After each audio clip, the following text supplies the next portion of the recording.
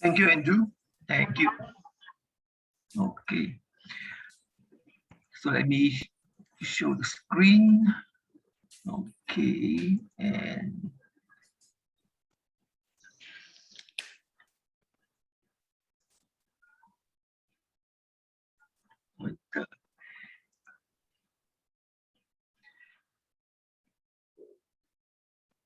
okay, so thank you, Pastor Andrew, for the invitation to do not just one but two for this year on the Bible seminar. And so the first one we discussed was to look at the books of wisdom.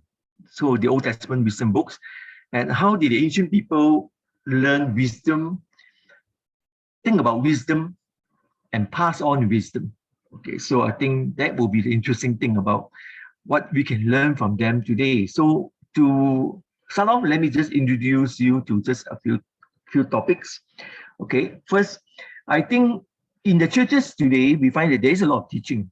For example, in the Methodist church where I was a pastor for 32 years, we have membership classes. So we put people through 10 weeks of study, get themselves to be equipped with the knowledge of the Bible and knowledge of what it means to be a member of the church. So we do teach people. And then even in baptism classes, but we often don't see it as a task of teaching wisdom to fellow believers, because I think many of us would not claim to be a wise man or wise woman. So we think that that is almost an impossible task. How do I teach wisdom to others when I myself don't have wisdom? So we leave it to the preachers and the pastors like Pastor Andrew.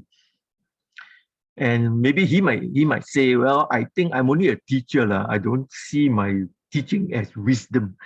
And then maybe he says, I'm still very young. And as we Chinese people say, older people eat more salt than they have eaten more rice. So perhaps if you are young, you think you are not ready to teach. Or perhaps it depends on your tradition. I come from a Methodist church which has a older tradition. And so we are quite familiar with wisdom tradition. But perhaps newer churches, newer independent churches, you don't have that link, that old link with biblical wisdom tradition. In AG churches, in independent churches, very often people say, you don't need to study or even read commentaries. The Spirit give you the wisdom and you understand it then. See, you can even preach ex tempo and you don't even need to prepare your sermon. Well, that's because of the tradition you come from. So I think perhaps it's because of the tradition we come from. We don't have that idea of teaching and passing on wisdom from one generation to the next. And now the problem is, if you don't teach wisdom to your church members, they will still look for wisdom from somewhere else. So perhaps the best way is go to a bookshop, and then you can find all these self-help books like dummies for ... You buy all those dummy books so that you learn yourself. Okay. Or perhaps you turn to the internet now and you have all these celebrity authors who speak on YouTube and then they give you their advice. Well, now we have TikTok. And surprisingly, TikTok creators are almost a source of knowledge for a lot of young people today. I won't be surprised if one day your children may turn to you and say, "Oh, but TikTok says this," and then you find that your wisdom will be counted by this wisdom. Or maybe we turn to talk show hosts, because we see them as people who are wise. And so I listen to Jimmy Fallon. I like him, and very often we think that we learn a lot of things from them instead. Or maybe some people say, well, if you go to the bookshop and you buy all these wisdom books, you have a lot of wisdom, especially from New Age. And one has to be very careful that sometimes you may not even realize that even in a bookshop like MPH, into the religion section, you find a lot of books that are mixed together with Christianity. And so there's one particular author, he's a New Age author, I think Neil Walsh, Walsh, and he writes a lot of these books about self-help and wisdom, and you find them placed together in religion, and a lot of people don't even realize it. Sometimes they buy thinking that that is Christianity. But those are New Age gurus who teach you all sorts of things mixed with New Age, perhaps even witchcraft, Wicca, and all sorts of things. Or maybe some of us turn to political pundits, people who are invited to appear on TV, radio, and then they'll give their opinion. And now, of course, with internet, there are many of us who are now becoming self-styled lay experts. Someone sent me a nice Facebook cartoon of people going into a machine, Facebook machine, and out comes out everybody is now a judge. Everybody is a prosecutor. And we have all these self-styled lay experts who now claim to know. And you find that sometimes on Facebook, I have a hard time trying to put down people who are anti-vaxxers and all sorts of things, talking about should not go for vaccination and all these things. So you don't teach wisdom, people will look for wisdom elsewhere. It's like their old song, I look for love. You look for love and you can't find it, then people will look for love all over the world, all other places. So if we don't teach wisdom in the church, our young people, our members would turn to other sources, and the danger is there that they can be led astray. So we need to urgently rediscover this role of challenging our people, lay and as pastoral as well, believers, ministers, lay people, to become wisdom teachers. We challenge people to become Sunday school teachers, youth counselors, but we actually don't think about this whole task of wisdom. Be a wisdom teacher, especially those of us who are older. By years of experience, you accumulate a lot of wisdom which you don't learn through the books. And that type of wisdom is very valuable, and you can use it to share with others. So perhaps those of us who are older now and we find that we have a lot of free time, well, consider this task of becoming a wisdom teacher. And of course, even you may be young, but you may still be very knowledgeable in many things, and you too can share your wisdom. So this important role of having people to be teachers of wisdom and building up a whole culture in our church of passing on each generation of knowledge and wisdom from one to the other. I think that's very important, because if not, then the wisdom that we accumulate dies with the person, and you find that what a waste. I'm most reminded of this in the movies, Chinese Kung Fu movies. You have this Sifu master who teaches the disciples. And if this Sifu knows 10 what we call stunts of fighting, when he teaches the disciple, he only usually teach 9. He will keep 1 for himself. Less he's afraid that the disciple may one day, overturn the table on him, challenge the master. The master keep that 1 so that the student don't learn that 1, then he can counter the student. But problem is, you see, when a master, a Sifu, keeps that 1 and then don't teach that, then when he dies, that 1 skill is lost. So imagine each one then keeps that 1. The next disciple becomes a master, will only teach 8 to his disciples because he will keep 1. And then his disciple who becomes a master will only teach 7 because he'll keep 1. And eventually down the line, we have nothing left now to pass on because we have been keeping, and we don't share, and then the wisdom dies with us. Said that the wisdom actually dies with us because you spend so much time building up all these things and learning. Sometimes I wish, I have a USB 3.0 plug. I just plug into here and then I plug it to you, and I can pass down all my knowledge accumulated over almost 40 years of study. How I wish I can pass on wisdom so easily, but very often we can't, you see. So we have in the Bible wisdom books. So we will ask ourselves, what are these so-called OT wisdom books that we have in the Bible? And how do we then use them? Okay, because they are in the Old Testament, and very often we don't use them, and sometimes you don't even hear them being preached in the church. And then we talk about wisdom teachers. So what is then the role and task and the message of a wisdom teacher? If you feel that maybe after tonight, maybe God is calling me to be a wisdom teacher, then what do I do? Okay. And then the third one is how to get our young people to consider pursuing wisdom. See, young people pursue a lot of things in life. today, young people will pursue wealth, materialism. Some young people say, I want to earn my first $1 million before I reach the age of 30. And you can actually do that. I think there are a lot of people who do that. And so maybe for you, pursuing wisdom, career, a job, all those positions and whatever, that becomes your life goal. Very often we don't find young people being challenged to pursue wisdom as a life goal. That means you pursue wisdom as your goal in life, instead of merely just material things, wealth, fortune, career, titles. The world is full of people caught with all these. People are so caught up with fame and fortune, titles. They even buy nowadays, they buy degrees from the degree mills so that you don't have to study so hard. But people don't think about pursuing wisdom as a life goal. That means all through life, you grow in wisdom, and then one day trying to pass on that wisdom to others. That will be something for us to think about for tonight. So this will be the main three things that we will talk about. So let's start off with what is biblical wisdom.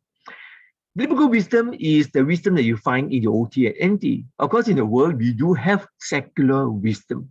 Okay, secular wisdom is wisdom that you find in the world, and it is based on secular worldviews. Okay, and of course, in that pursuit of secular wisdom, very often it is for career advancement, to achieve things and all this.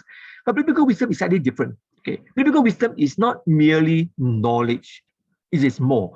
A lot of people think that wisdom is equivalent to knowledge, but I think it is far from the truth.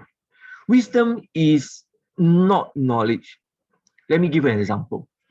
My children were growing up and studying in school, in the secondary school, and they were both science students. So my son, I peeped into his science books one day, and then he was studying about a two-stroke engine. So I had a two-stroke scrambler Suzuki. So I told my son, okay, you study about two-stroke engine, can you take apart a past motorbike engine and repair? Well, you can't, because it is head knowledge. Okay, they study the diagram, they can tell you how you work. Petrol mixture will comes in with the air, and then there will be a spark in the plug, and then that will cause the gas to expand, and that will push the piston head down, and then crank the shaft. They can tell you all this head knowledge, but give them a spanner, give them a wrench pattern to take it apart, probably cannot. So wisdom is more than knowledge. Knowledge is, I will call it as, I will describe knowledge as bare facts. Okay. The hard, cold facts. Okay. But wisdom is more. Wisdom as defined by the Hebrew word hokmah. Very interesting. It is feminine. When the Hebrew word ends with a R, it's always feminine. And it is more of a skill. It is an aptitude in life, as well as the ability to put knowledge and facts into good use, good and proper use. And that's how wisdom is described in the Old Testament. More than just knowledge. It is ability, skill. So you don't have to have a degree, to be sometimes wise. A lot of people who are strict, wise, smart. Okay. I had a friend who just finished Form 5, and he was in 5 Arts B, whatever. Okay. So very far down the line. Okay, he finished Form 5 and then came out and then began to work. And he started at the bottom in the factory and worked himself up. Same age as me. Now he is a general manager, CEO of a huge company. No degree, but he worked his way up, and today he earns a salary 3 times more than what I can ever even earn. So wisdom is not necessarily just paper qualification. It is a wisdom that is a skill, it's an aptitude in life. You can pick it up even in the streets, and a lot of people are very streetwise smart. Throw them into the streets of Kuala Lumpur, give them just $5, and they will survive for a week. Whereas many of our children, put them out into the streets in Petaling Road, Petaling Street, they probably won't survive a day. So There are, in a sense, therefore, many knowledgeable people in the world, armed with degrees and PhDs. I one church member in Seremban, he went on from a bachelor to a master's to a PhD, and he got his PhD by the age of 27. Sometimes, it's mind-boggling to think that when you're only 27, you finish your PhD. He hardly even had worked before. He just went out from one degree to the next degree to the next degree, and then he went out and find a job lah. Thankfully, he found a job teaching, and so now he's a lecturer in one of the private colleges. But there are many knowledgeable people today, but actually, when you look at it, there are very few wise people today. The world is full of knowledgeable people, people walking around with knowledge in their heads. They're like, I always used to call them, they're like walking CD-ROMs, like a walking 2 terabyte hard disk. And they just have that knowledge and it's accessible at their fingertips. But there are very few wise people in the world. Wise because you have to put your knowledge into use, into good use, to bless not just yourself, but to bless others. So wisdom is not just knowledge. Biblical wisdom is far from knowledge. It is a skill set, a mindset, skill, aptitude, attitude, ability, all roll into one. And so in the Old Testament, you have 3 wisdom books, which unfortunately in many churches today, you hardly hear any preaching done from those churches, in those churches. So Proverbs, Job, Ecclesiastes remain sometimes hidden books, books which are not taught. And of course, apart from these 3 books, you do find wisdom themes in other books. For example, some of the prophets like Isaiah, Amos, Hosea, you find there's a lot of wisdom themes, a lot of wisdom teaching in those books. You also find wisdom themes in, for example, the Psalms. In the book of Psalms, you have also wisdom Psalms, Psalm 1, Psalm 19, Psalm 119. These are all Psalms that talks about wisdom, the wisdom of God. Outside the Old Testament, in the Apocrypha, the intertestamental literature, if you have a Catholic Bible, you find that there are 2 more wisdom books in between the OT and the NT. And one of them sounds like the one that we have, Ecclesiastes, okay? But this one is Ecclesiasticus, okay? Or sometimes known by the Hebrew name Ben Syriac. And this was a book written around 2nd century BC. And again, it's a book that extols wisdom, talks about wisdom, but we don't even read it today. And there's another one written entirely in Greek. It's called Wisdom of Solomon. And we don't even turn to it. We don't even read it. In the Methodist Church, we used to have these sections from Wisdom of Solomon in our Methodist hymnals. Before the advent of LCD projectors and even the projector that we use using the acrylic sheets. Before all those, we used to have just hymnals in church. And we import those hymnals from America. And so at the back of those hymnals, we have readings for Sundays, and you have all the Psalms. And you also find passages for Wisdom of Solomon. And I remember reading from chapter 50. And chapter 50 of Wisdom of Solomon is called In Praise of Famous Men, and talks about all the famous people in the OT. Well, nowadays we chuck aside all our hymnals. We don't use them because we have LCD projectors. We now no longer even turn to those books. So in all, there are 3 that we find in our Old Testament, 2 in the intertestamental literature, and good Catholics will read them. Anglicans also, because if you have them, you will also come across them. But other than that, most of us probably do not even know about these 2 books that are available as well for us to understand. And what about wisdom in the New Testament? We don't have time to cover wisdom in the New Testament, so we only look at wisdom in the Old Testament today. But you find that there is no wisdom book per se in the New Testament like the Old Testament. In the Old Testament, you have Proverbs, Job, Ecclesiastes, 3 books that talks about wisdom. Okay. In the New Testament, you only have Gospels, you have the book of Acts, and you have all the epistles, and then you have the book of Revelation. So there's no wisdom book per se. Okay, but you do find wisdom mentioned. For example, Jesus is portrayed as a wise man. The way that Jesus teach is like a wise man, like Solomon. There's one time in the Sermon on the Mount, Jesus will say, Take a look at the flowers, in the fields, the lilies. See how they neither toil nor spin, and yet Solomon, in all his grandeur, cannot be compared to these flowers. And then it talks about how you look at the world today through all this, you can see wisdom even in creation and all this. And Jesus was a wise man who teach, and he used parables especially. Parables are like the Proverbs of the Old Testament. They are stories which has a main message behind it, just like the Proverbs. Although there are two lines, very often they have a main message in it. So you have the New Testament equivalent of parables, and Jesus used metaphors, illustration, just about you find in the Old Testament. Paul speaks also about wisdom. Okay, a book like First Corinthians chapter 1, where Paul talks about, well, there is wisdom in the world, secular wisdom, and secular wisdom looks at the death of Jesus and all this and pronounce it as foolishness, because how can you, a savior, then die? If you die, you can't save the world.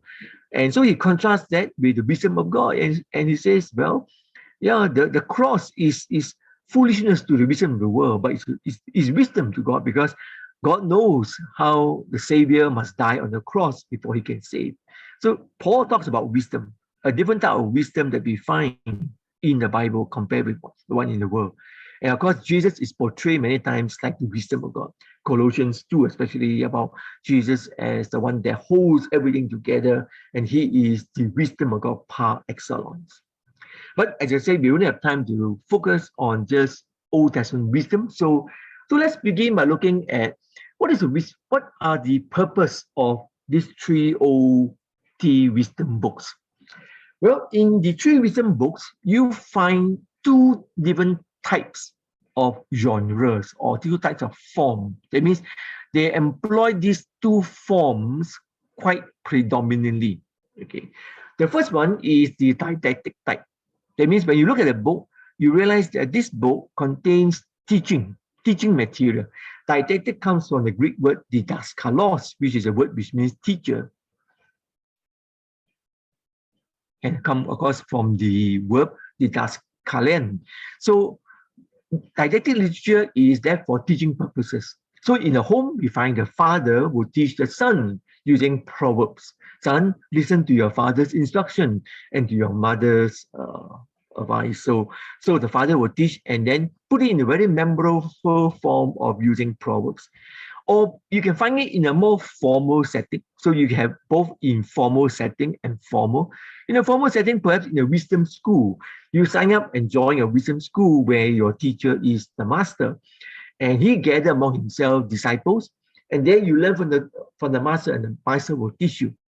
I'm reminded in a Chinese setting too. Those days, if you want to learn from a master, the master will gather a few disciples, and the master will take out his book, and then he will read, and the students will just continue to memorize.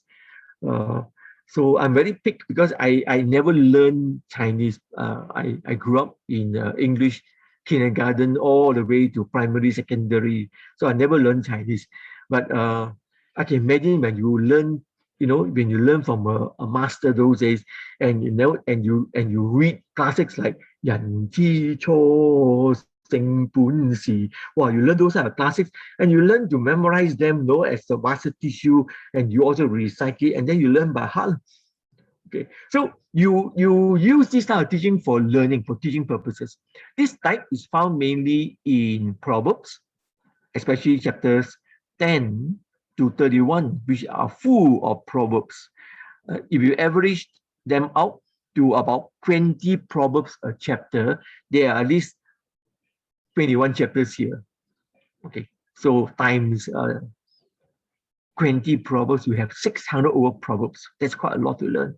And then also in the book of Ecclesiastes, you do find certain chapters here which has a lot of this two-line teaching. Okay, so proverbs are something like this. Okay, they come in the form of short two-line sayings. Our English proverbs are usually one line. Okay, so English proverbs are, for example, an apple a day keeps the doctor away. So that is one line in English. But Hebrew people like to speak of the proverbs in two lines. Two lines because then you can play what we call parallelism. Parallelism is a way to describe the relationship between two lines. So you can do it either like this or you can do it like this. This type is what we call antithetical, opposites. You play with opposites. So one line tells you something, the next line tells you a different thing. This type, which is both lines give you the same idea, then we call it with the name synonymous parallelism. So you can see synonymous parallelism means here is a piece of advice, and you can see it is repeated in the second line. The second line repeats the advice. Okay, so what is the advice here? A good name is to be chosen rather than great riches. So therefore, you are comparing two things. Which one is preferable? A good name or great riches? Well, if you have a choice, the author tells you select a good name rather than great riches. You can see here the same thing, favor and silver or gold. Again, if you have a choice between two things, favor or this, you must learn to pick favor. So the second line simply just repeats the first. Now this proverb actually is a very interesting proverb. Imagine if it's targeted for young people. You know, young people today, when they finish school, all ready to get into the world, in their mind, they want to earn their first $1 million.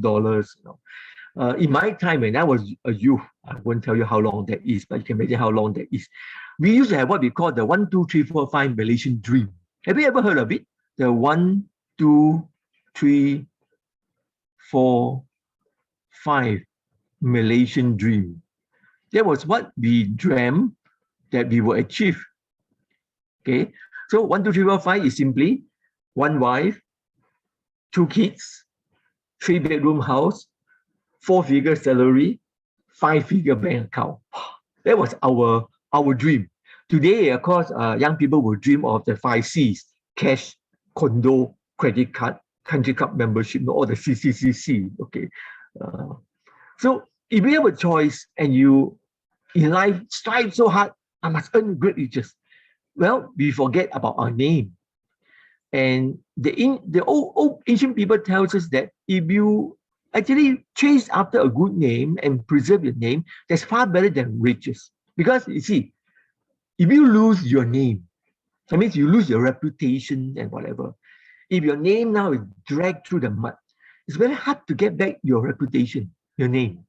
Okay, one can think about all the politicians in Malaysia, in Boleh Land, that's often called.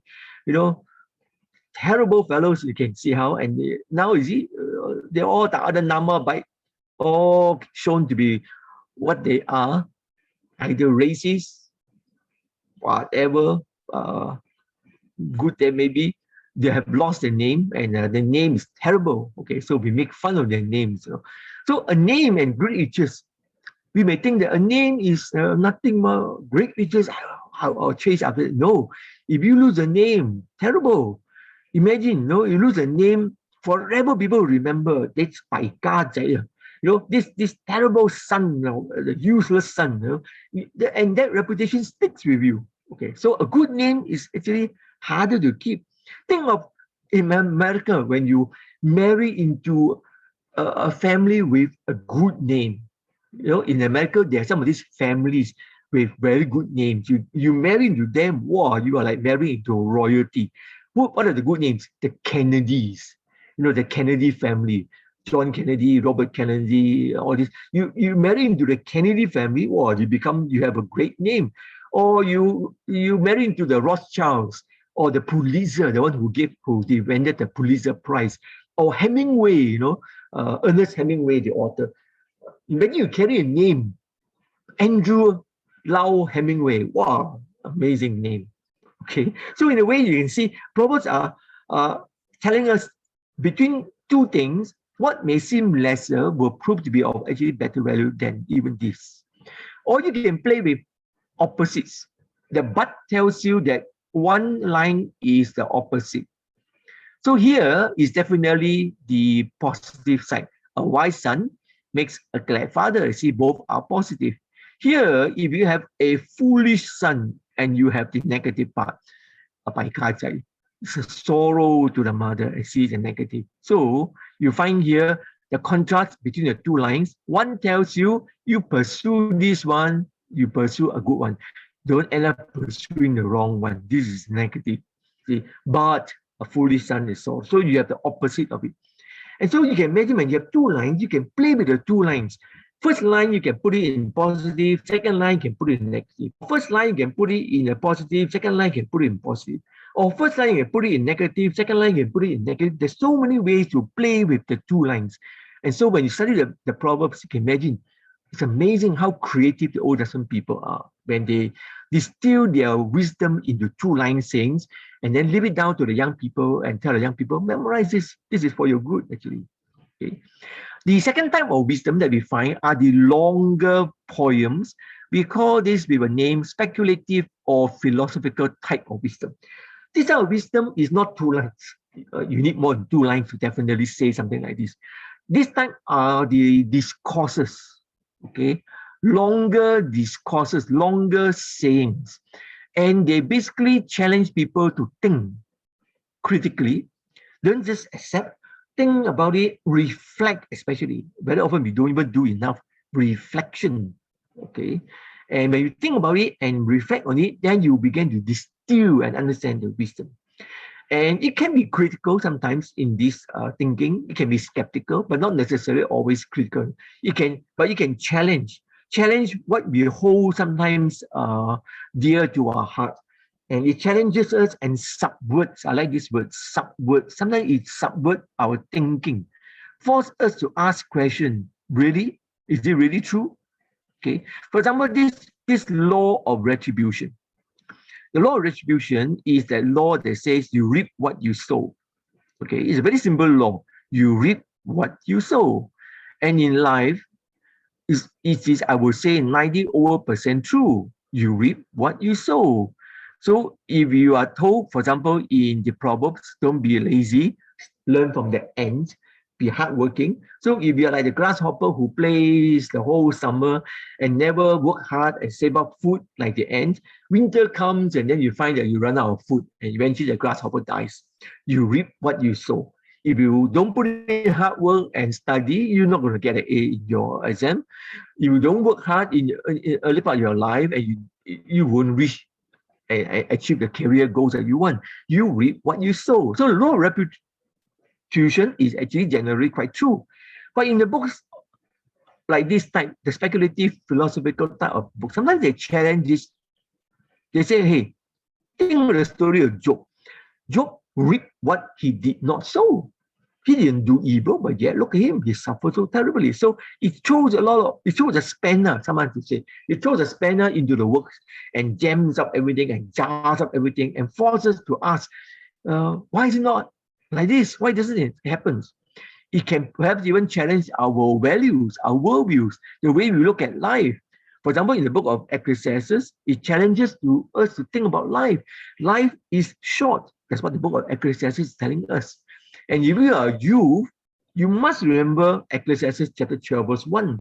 Remember your Creator in the days of your youth, before the evil days come. I learned that when I was a youth. When I became a Christian, I was about 18 years old, and I began reading through the Bible, and I came to this verse, Ecclesiastes chapter 12, verse 1. And it became one of my favorite verses. Remember your Creator in the days of your youth, before the evil days come. And then you no longer have delight in those things, And I think back now, when I first learned this verse way back at the age of 18, it just seems so near, It's just like yesterday. But now I'm already in Wagga Emas category. I realized that last year when I went to JBJ, and you go to the counter to get a number, and then they look at me and say, tell me your IC. So I told her my IC. And of course, the first 2 digits tells you your year of birth. She looked at me and said, tak payah tekan ambil nombor, you just go to the counter, green color, and then you just go. So I walked there and then I looked at the green counter, Express Lane, Wagga Emas. And then I realized, oh, I qualify for now Wagga Emas. Time flew so quickly. I thought I was a youth, 18 years, and I was enjoying my life as a new Christian. And now I am in Vaga Amas territory. My children, my eldest daughter is already 30, and my son is 28. It's how time flies. Life is short. It challenges the way you look at life. If life is short, then what did we do? Well, when I was young, I thought the one thing I want to do was I don't want to grow old. I always ask God, God, don't let me grow old. And then when my son and my daughter were growing up, I could see them basically, little kids growing up. And when my son was still in primary school, I would whisper into his ear and like, son, please don't grow up too fast. In a twinkling of an eye, my son has grew up. He's now working, 28 years of age. Guess what life is? Life is so fast. You can't slow the world. You can't create a time machine and go back in time. Oh, these are just dreams. There's only one life to live. And how will you live that one life? See? So this literature challenges you to think. So what we find in Ecclesiastes, look at those words where the author of the book tells us, and I apply my heart to seek and to search out by the wisdom that's under the heaven. That means if you have the ability and God give you wisdom, use all the wisdom to seek and search out all that's happening in life. And this author then said, I've seen everything that's done under this sun. And behold, everything is vanity, striving after the wind, useless. The NIV translated as meaningless. All is meaningless. That is if you use the NIV version. I'm quoting from the ESV version. Everything is vanity. Or if you use the Good News version, even better still, everything is useless. Good news. Everything is useless and the striving after the wind, chasing after the wind. And you see, this literature tells you, you search, you reflect. I say to my heart, I perceive, and then also a striving after the wind. Have you ever run after the wind? As little children, sometimes we run, we chase the wind. We see the wind blowing a leaf, we chase, and you think you catch the wind blows somewhere else. And that's what life is sometimes, chasing after wind. And many of us, we have dreams, and many of those dreams are elusive dreams. One of the favorite songs during my youth days was this song called Elusive Dreams. Now these people don't sing it. Okay, you go Google it and find. It's a wonderful song about chasing, elusive dreams that just keep on running, and you never reach and get it. And so this literature challenges our thinking. You think life is there and we will live forever? No, none of us live forever. We will grow old, we will die. And so then the question then is, so what then? So what? Well, there is a good reason for it. See, so there are good things in the wisdom books. Okay, so we have the didactic, teaching people through the two-line sayings. We have the longer speculative philosophical type to get people to think and reflect and ask deep questions. So how do we use biblical wisdom in literature? So let's think of the three books. The Old Testament people left behind three wisdom books for us. And these three books provide us with three different views of life. You look at life in three ways. One, for example, life can be very mechanical. We already say you reap what you sow. You do good, you receive good. That is very often, sometimes very true. You go out and do good and bless a lot of people. People in turn bless you. If you do vice versa, if you go and sow evil, evil will come after you. We often say karma will catch up with you. Karma is a bitch. Karma will catch up with you. You will suffer in a sense, you see. So in a sense, this is like, well, generally it's quite true. Over 90% of life, you reap what you sow. You spend your time putting in hard work, you will reap the rewards of hard work. So basically in the book of Proverbs, it tells the same thing. The elders have been looking at life and distilling the wisdom of life, and they put them into now these two-line sayings. So therefore, they leave behind this book of Proverbs for us, and they tell us, young man, young woman, obey all these instructions because they're good. Now, think about the Proverbs. How do ancient people get wisdom? Actually, it's all from observation. Life is actually a very good laboratory. Life is something where you can learn. It's actually through observation. Let me give you a very simple example. How do we get this English proverb? Pride goes before a fall. Pride goes before a fall. Why? Why do people say that? Well, they look at the Asian people sit down and they look at people walking. And they see proud people walk with noses in the air. No, proud people always walk with noses in the air. And because they walk with noses in the air, they don't see where they're walking. And very often they will stumble over a hole. They step in the hole and they fall down. And so the old people look and then they see people fall. Why did they fall? They're not looking where they're going because they're so proud, noses in the air. Pride goes before a fall. So today, when we have this saying, pride goes before a fall, it all comes from basically just observing. You look at what is happening in life, 1 + 1 = 2, and that's it. And then they distill all these experiences and they formulate them into very witty sayings, and these are your proverbs. They leave behind a book for us, and there in this book of Proverbs, the elders, the older people are telling us, young people, these are good advice. Study them. Memorize as many as you can because it will equip you for what's ahead of life. So that when you come to a point where you need advice, instantly you remember a proverb. You remember a proverb, and that proverb will give you some advice. For example, I grew up learning English from young, and so I learned a lot of English proverbs. So proverbs like a stitch in time saves 9. A lot of people today have no idea what this is. A stitch in time saves 9. It simply means if you, let's say, have a button and is coming out, the thread is coming out, and you don't stitch it, immediately the button may fall. And then because your shirt has one missing button and it's open. See, so if you don't stitch it in time, it will lead to more disastrous consequences. So therefore, it saves more work. It's like a car. Sometimes you hear something is wrong with the car, some rattling. Never mind. What could have been a cheaper car job eventually may turn to something more expensive because you don't repair in time. It leads to something bigger like a roof. If there's a little leak, never mind. Eventually, the whole roof may collapse, and then you find you end up more. So this type of proverbs are very good. You remember them. Then when you come to a situation in life, this proverb comes to mind and it gives a little bit of advice. They're like Lady Wisdom whispering into your ear, hey friend, a stitch in time saves 9. Small jobs, do it now. You save more money in the future. It gives a lot of advice. So remember them, study them. So the book of Proverbs are a compilation of observation of life through the centuries. Wise people in Israel sat down and they look at life, and for centuries they can be compiling all these things.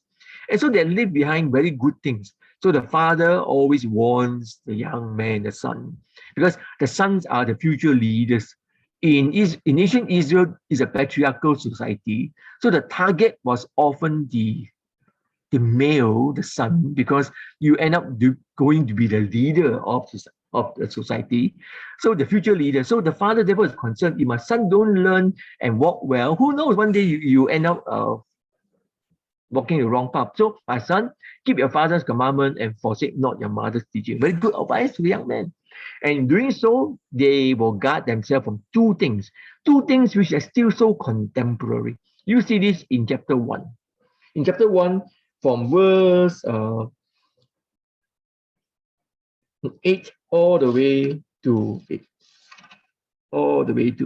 19. Okay, the first piece of advice after the introduction is this. Very interesting. The father is so concerned that the son may be led astray by peer group pressure. So son, be careful of friends who entice you, and you go off astray. And today we realize that peer group pressure is so powerful. You can talk to your children. Your children will say, my friend say this. And you can say, Papa tell you this. And your son will tell you, my friend say this. And you know who wins, the friends, not you. Peer group pressure is so powerful. Now imagine if you have negative peer group pressure, it will lead the young man astray. So be careful. And then young men, your hormones are raging and growing, and you can be tempted in so many ways, illicit sexual temptations. And so the young man is warned many times by the father, be careful, young man, be careful of falling after the adulterers, the loose woman, the temptress, okay, who tell you, come to my house, I perfume my bed, I put rose petals, come and lie down. My husband has gone away for a long journey. And the young man, if you don't realize what you're doing, you enter in, you're like a sheep led to the slaughter. So the father is again concerned. Be careful. Don't play with fire. Play with fire, you burn yourself. Okay. And this is something which will also destroy your family. So these things destroy lives and destroy families. So imagine if young people, you don't grow up well, they destroy lives and destroy families, then what will future society be like? All the leaders have fallen by the wayside, and you end up having problems. Okay, imagine if our Malaysia, Bodeland, all our young people all grow astray, all these people go astray, and they're going to be our future leaders. Let me share this example. My daughter came back from study and joined Teach for Malaysia, TFM.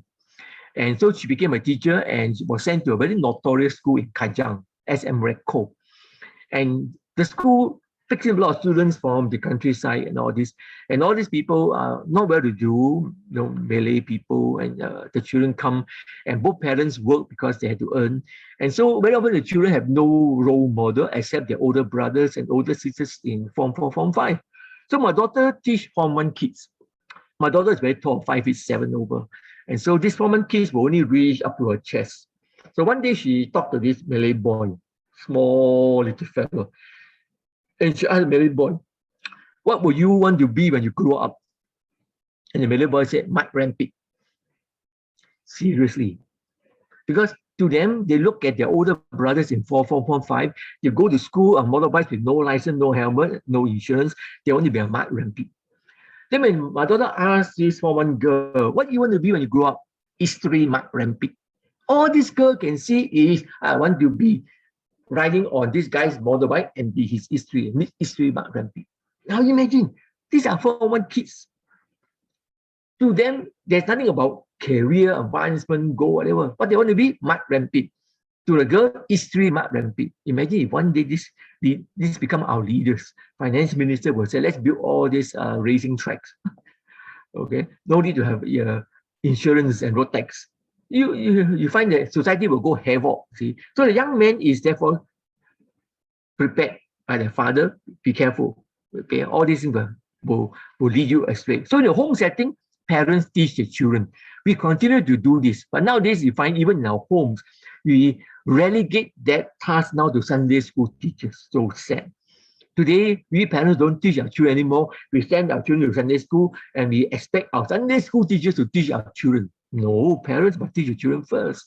From home setting, you go to a school setting where if you want to choose to learn, you go and pick up a master who teach the disciples.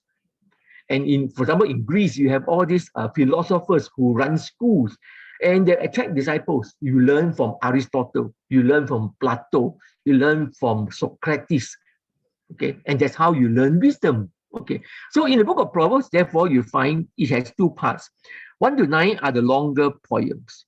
All these poems are to lay the foundation, to remind the young man, be careful of negative peer group pressure, be careful of the loose woman who lead you astray.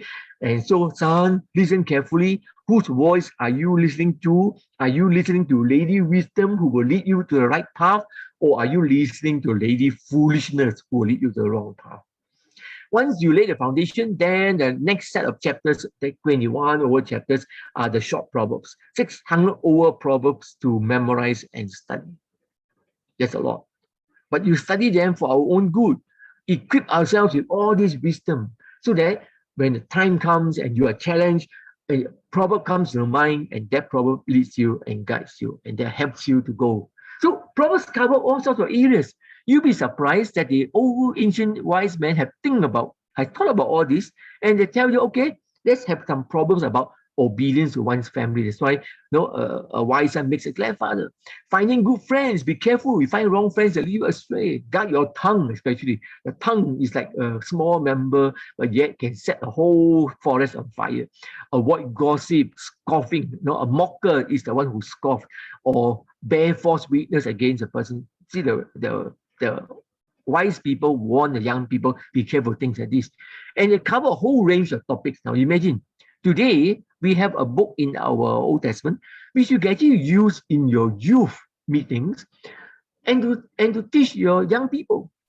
In the Methodist church where I grew up, we used to have boys' brigade and girls' brigade uniform, Christian uniform bodies. And sometimes on Saturday, I share a devotion to the young people. I'll pick a proverb, just one proverb, and focus on one theme. Okay. See, the topics cover things like poverty and riches. So in chapter 6, you have this: consider the end, you sluggard. If you don't work hard, you end up not saving. The end, you see, learn to save so you don't be in poverty and in want. Okay. Hard work and discipline. Very important to think about this, because you don't work your field. The lazy man is the one who don't work your field. It will be overgrown and you won't have a harvest. Being simple and prudent sometimes can be very naive. The simple here is the naive type of people who follow what other people say, and then you get tossed and turned like a ship on the sea. The waves will buffet you and you follow here, you follow there. No, you need to be prudent, to be wise, to know how to discern. Not everything on the internet is gospel truth. Not everything that's published as a book in the bookshop is worth your money. You want to have to be very prudent. Laziness and hard work, sexual temptations, lure of a materialistic world, they cover all sorts of things. I don't have time to cover this, but I have a BCM module coming up next month, end of August. Is on Proverbs, and we're going to spend 10 weeks, 30 hours to study the Proverbs. If you're interested, I can send you details to Pastor Andrew and he can pass it to you. 30 hours to study the book of Proverbs, and you can imagine how fun it is. Then you have a very interesting book, Job, which is so different from the others. Okay, it gives you a second way of looking at life, because Job tells us, hey, life out there is sometimes very different. The real life out there is not a bed of roses. Sometimes we think a bed of roses so smooth sailing. In the home, we protect our children so much. Sometimes Asian parents, we overprotect our children, and they never actually are ready sometimes for the real world. That's why we have so much difficulty when we send our children. Remember those days we used to have this BSN, those Tata degree. Those after Form 5 years, you get sent to those things, and some parents find so never let my son go off my side before. You don't prepare them. The world out there is not going to be a nice world. The real life out there is not an easy life. Okay, once you're out there in the world, you'll be buffeted on all sides. There will be storms and there will be testing in our faith. The young people, you set out in life, you have to be ready. That's why sometimes we must throw our children into the deep end of the swimming pool so that they learn. Don't let them to swim only always in the 3 feet, 4 feet part of the pool. You never learn swimming in the 3 feet, 4 feet part of the pool. You can only learn swimming when the water is above your head. So in life, there will always sometimes be no answers. Sometimes in life, there are no immediate solutions to our problems. You have to learn to live with problems. I learned to live with problems. I don't think I have solved every problem in my life. I just learned to sometimes carry them, tanggung them a bit, put them aside, and I learned to live with them. I learned to bear with it. And sometimes I think maybe only at the end of life and go to heaven, only those problems will be solved. Sometimes in life, there are no easy answers. Don't expect that there will always be an answer to every problem in life. No, sometimes there will be no answer. Like Garfield, one of my favorite characters, he looks at the refrigerator door, and John, his master, had put a whole chain and lock up with a lock. And poor Garfield is looking there and said, "Why? Why?" Sometimes life is like that. Why? Okay, and that will be the question we will always ask. Why? So the book of Job is about a man, okay, who suffered. Okay, some of us think that the book is about suffering. No, it's not just about suffering. It's about a man who suffered rather unjustly. There's a difference here. That means it is you suffer due to no fault of his. There is a type of suffering which is deserved suffering. Deserved suffering is suffering in which you deserve it. I always use this example, that's why it has not changed. Imagine you want to drive and it's rainy tonight and it's dark in the roads, and you still want to drive 120 kilometers, and then you go around a bend. I think you're a race car driver, and your car speed and fly off the bend, and then you land up, boom, and then you're up in hospital, all bandaged up and all this. Now, don't go and blame Samuelu. Those days he was a works minister for designing the road this way. No, the fault is yours. You end up in hospital because you chose to drive 120 kilometers per hour on a cold, dark, rainy day. That you deserve your own suffering. You reap what you sow. But the problem is sometimes we don't deserve the suffering. We didn't do anything bad, and yet we suffer. Okay, so this book tackles 3 issues, which is very interesting. One, undeserved suffering. I didn't do anything, but it happened. I remember one time I was driving back from KL to Seremban at Nilai near the USIM. You go going around a bend. I was in the middle lane. There was a car on my left lane, and there was a Nissan Vanette overtaking me on the fastest lane. As we go down the corner, I could see a car coming around the bend. I think the driver maybe fell asleep. The car banged into the divider, and because it was rubbing against the divider, the speed pushed it, and the car flew up.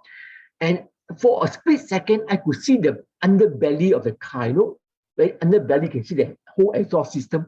Very nice feeling. But you see the car flying on top of you, and you are driving. It's like we say at that point, your whole life flashes before you. Thankfully, the car then dropped it down, hit the divider, and clipped back on the other side. But as it flew back on the other side, it clipped the van because the van was on the fastest lane closest to the divider. The van clipped it, and it flipped, I think 5-6 times across us of our path. I brake, the car also brake, but the van just spin right across and hit the side. And that at that point, your whole life again flashed before you. Sometimes, I look at the poor van driver. He suffered. I don't know. I think he went to the hospital when no fault of his. We are driving on our side, and there's a divider, but the other car clip, and you suffer. See, sometimes undeserved suffering is the hardest.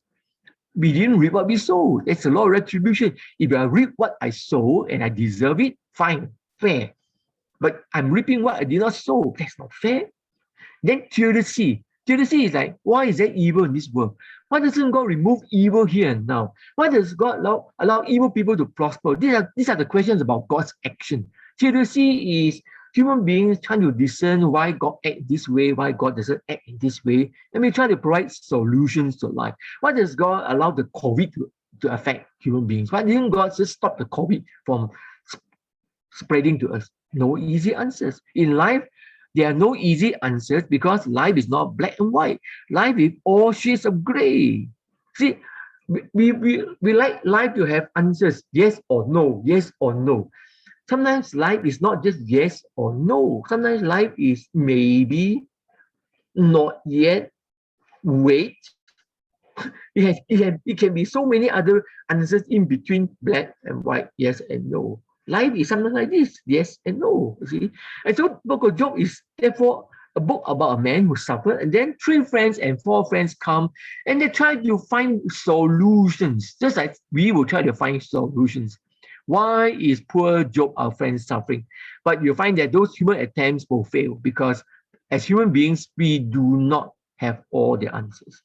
And even when God finally appears in the book, and we will expect God to give the answer to poor Job. Oh, Job, why are you suffering? Oh, that's because I and the devil was playing chess. And you, Job, was that pawn piece in the chess game. But God doesn't even tell Job why. And poor Job doesn't even know what hit him. By the time you come to the end of the book, the only thing that happens in the book is finally Job is vindicated. He's restored back everything that belonged to him. He got back another 10 children who died, got back his wealth and all this. But Job never knew what actually happened. And sometimes in life it's like that. Something bad hit us, and for a period of time, 3-4 months, we suffer from a bad itch, eczema.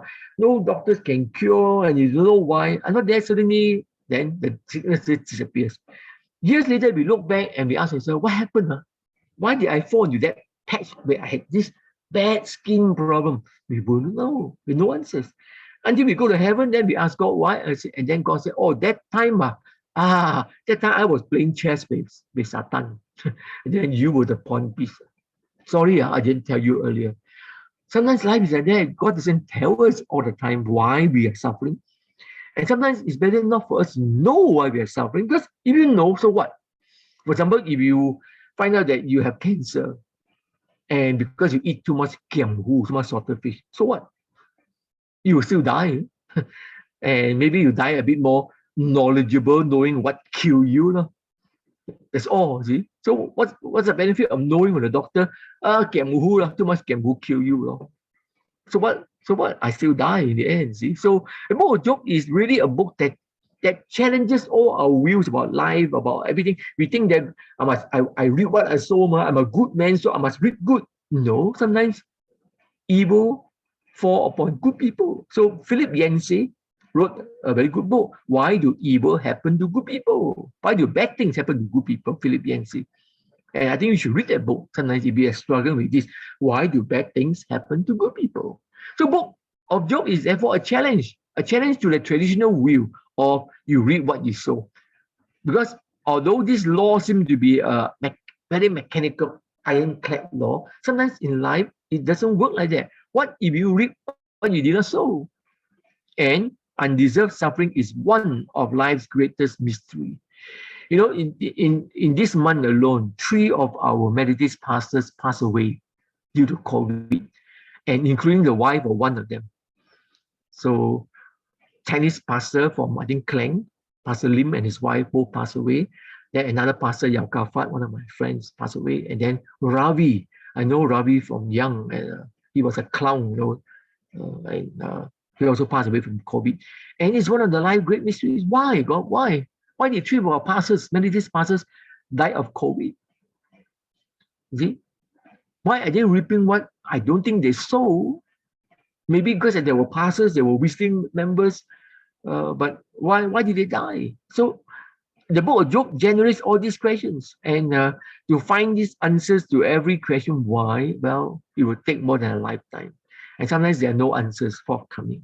Why do evil prosper in the world? Why do evil continue in this world? Why does it stop evil here and now? Why do the good die young? Well, no answers. Sometimes life is like that. So it's a book that challenges our smart and very neat views of life. We like to compartmentalize life into all the neat, but no. Life throws everything into sometimes topsy-turvy. Okay.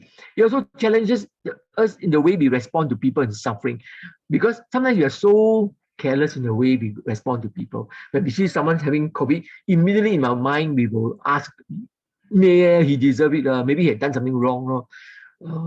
So terrible suffering, he must have done so terrible things. So terrible things deserve terrible wrongs, suffering. So, well, it's a way, the book of Job reminds us, don't be like those 3 friends. Those 3 friends, when we one standard answer, Job, you must have sinned. Okay, let's be careful. Let's not be quick to judge people. We do not know all the answers. We do not know why someone suffered this way. We don't know why someone has a heart attack. We don't know why someone died of COVID. We don't have all the answers. So don't be too quick and judgmental upon people. Unless you are God, we are not God. We don't have every answer. And we are like Job, we just don't know why. And we just learn to trust God. That's all. Okay. We just, like Job says, shall I not receive good from him? And then shall I not receive bad from him? The Lord gives, the Lord takes. Blessed be the name of the Lord. That's all we can say. Okay, one final book, Ecclesiastes. It gives you a third view to look at life. Because in life, there are also incongruities. Life does not just sometimes work out the way. You have your dream. Like my dream, I'll follow this. One wife, I got one wife. I got 2 kids. I got a 3-bedroom house. I I used to have a 4-figure salary. Whether I got a 5-figure bank account, well, maybe that's coming. And so sometimes your dream, you have a dream, but life is full of incongruities. They don't match. And so like the author says, I search with my mind all that is now happening, and he says it's a very unhappy business that God has given to the sons of men. And it's like there is sometimes no joy, and it's like a striving, a vain striving. The book is full of all these phrases. Vanity of vanities, all is vanity. Striving after the wind, nothing new under the sun. When we look at all these phrases, gives you a very pessimistic view of life. Nothing new under the sun. You think you have invented something new? No, someone has already invented this. You think that you are the one who come up with this solution? Someone already thought about this long ago. There's nothing new under the sun. Okay, and so in life, it's a life that's like this. There are a lot of paradoxes in life, and that is the hardest part of it. See, for example, you can earn a lot of wealth, be the richest man in Malaysia, but sometimes you may not get to enjoy it. You may die before you get to enjoy it. And then your children after you waste all your money away, and then if you are in your grave, you probably roll over your grave. I'm reminded of what happened to Loh Boon Siew, the late Loh Boon Siew, the founder of Honda Malaysia. Boon Siew Motors sell all these Honda motors and created this huge empire of Boon Siew Motors. After he died, the children went to court to fight each other. Who controls the father's wealth and all this? If the old man could listen to what's happening, I think the old man will roll over his grave. You can earn as much wealth, but sometimes you don't get to enjoy it. Someone else enjoy it, and worse still is someone who don't deserve it enjoy it, or sometimes someone who don't even work a single day in his life wastes all your money away. Yeah. Or you can see another paradox: the wise and the fool die alike and are soon forgotten. So what? You may have a PhD, and some people in Indonesia, they love to have double doctorate. I met one guy before. He put his name DRS, so and so. So I asked him, why the S? Oh, I got 2 doctorate. 2 PhD. So we say, short. PhD is permanent head damage, or permanent hair damage. One cukup lah. I want to do 2 PhDs. So what? You can be the wisest man, but when you die, you share a grave, same height, same depth, like a fool, 6 feet under the ground. Everybody buried exactly the same, 6 feet under the ground. Maybe you're wiser, you want to be buried 7 feet. Doesn't matter. You still be buried the same way. Wise and the fool all die alike. And eventually, time, people have very short memories. They will forget. They will forget who you are. So that's what life is, a paradox. One can be very righteous, but then we also warn, don't overdo it. You can be righteous, very good zeal, very zealous for God, but don't go overdo it, because when you're overzealous, you become a religious fanatic, and you're of no use. You destroy lives instead. So it's a paradox in life. And so what do you do then when life sometimes is a paradox? Well, perhaps wisdom is a clue. Well, true, wisdom can make a man wise, but wisdom cannot secure its sustenance, because you can still be the wisest man like Solomon, but the greatest fool. Solomon was the wisest man, but still the greatest fool, because he never accepted. He never lived up his own advice. So you can be the wisest man, but sometimes you may not learn how to use it. Professor Seow Chun Leong, he's a Singaporean, and he used to teach in Princeton Seminary. Now he has moved to Vanderbilt, came and taught here in Malaysia. He says, wisdom may have its advantage, but wisdom guarantees one nothing. I used to chew on this, and I think, what does it mean coming from the mouth of this guy who wrote a commentary on the book of Job and Ecclesiastes? And I think now I realize it.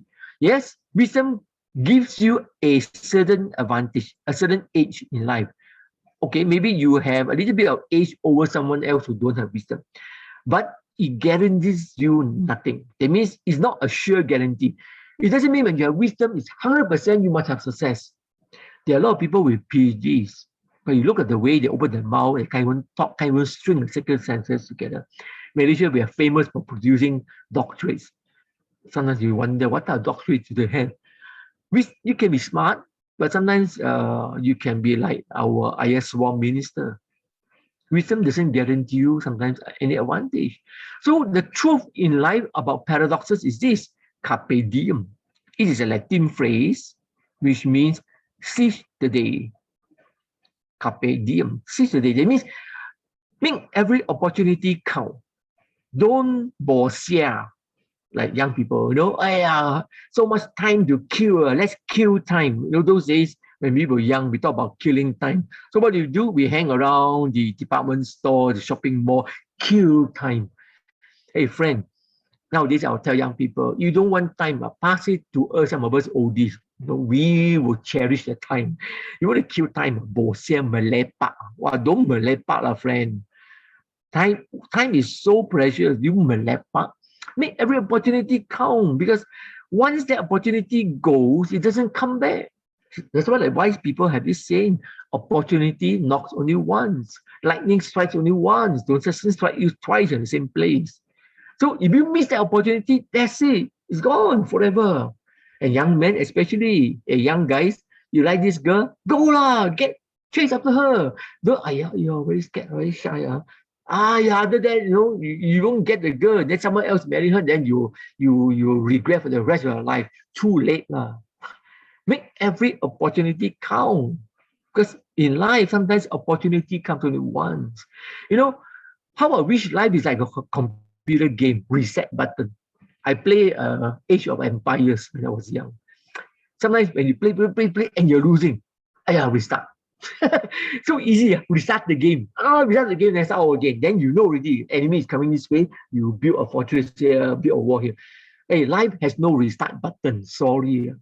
How we wish there is a restart button. If in life there is a reset button, a restart button, how nice. But there's no reset button in life, friends. There's only one life to live. You waste that one life, you won't get it back. You waste that one life, you won't get back. You waste your youth, melepa. Those days of your youth will never come back. When you are youth, you can do a lot of things because you are at the peak of your power. You are the strength. And then, so the book therefore looks at life. If there's only one life to live and life is short, then what do you do with it? Okay, what do you do with it? Then learn to enjoy life. Okay, this advice I've learned from the time I learned the book of Ecclesiastes. Enjoy life now. Don't waste life. Don't go and spend your whole life with a long papaya face, always long. And then like Garfield one day cannot sleep, go and wake up John, the master. And then John says, yeah, Garfield, what? And Garfield says, if I can't sleep, neither will you. Wow, no, some of us are like that. No, if I can't sleep, neither will you. If I don't enjoy life, neither will you. Wow, don't. Friend, enjoy life because there's only one life to live. And in the book, you see there are 7 nuggets of gold, okay, through along the path. Like the story of Hansel and Gretel, when the father led the 2 children into the forest, hoping to abandon them. They drop behind these stones, and these stones will lead the path back. And these are like little nuggets of gold. 7 eat and drink passages. Amazing passages for you to remind you what you ought to do in life. And very simple advice. It's just basically telling you, eat. Okay, I'll just read the first one. There is nothing better for a man that he should eat and drink and find enjoyment in his toil. This also I saw is from the hand of God.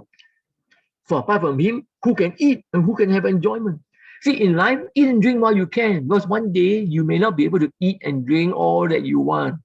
When you grow old, you see the doctor will tell you, cannot eat this, no mutton, no egg yolk, no innards of pig, no stomach, no liver, no pancreas, no whatever, no pig brain. Wow, all gone. Then drink tea. Now no more teh tarik, no, teh kosong, teh kurang manis, teh si. You have to do all that. And one day maybe doctor say even that cannot drink ice warm only. And then no more frying, next time you have to blanch everything in hot water. Then one day you are so bad in your health, no salt, no sugar, no oil. Wow, Walao, how to eat food with no salt, no sugar, no oil. So when you can eat and drink, that's why sometimes you in life drink, young sing, drink. Because next time you can't even drink, they have to feed you through the nose. I cannot imagine a day when I'll be fed through the nose with a hose into my stomach. Doctor, can you feed me with teh tarik through my nose? When you can now, go and yam sing with your friend, drink and enjoy.